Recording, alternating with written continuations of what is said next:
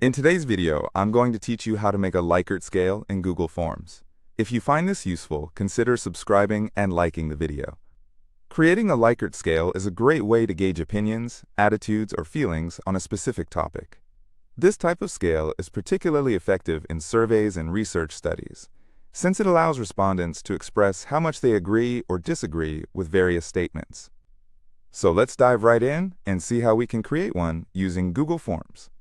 First off, you can either choose to create a new form or open an existing form if you have one in mind.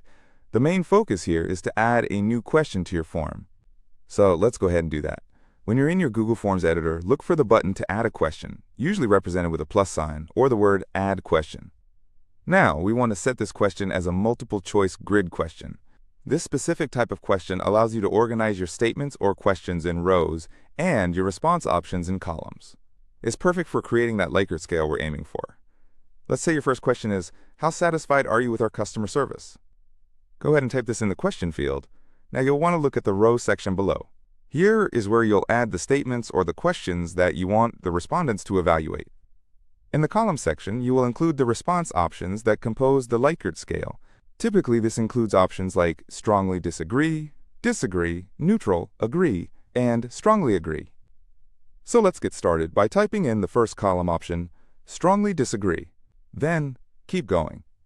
Follow that with disagree, neutral, agree, and finish off with strongly agree.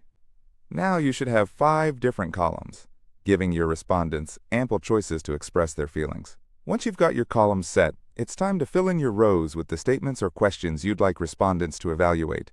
You might include things like, the staff was helpful, the service was prompt, or the environment was welcoming. Fill these in as you see fit, considering what aspects of customer service you want feedback on. Now there's a useful feature here. You can require a response in each row.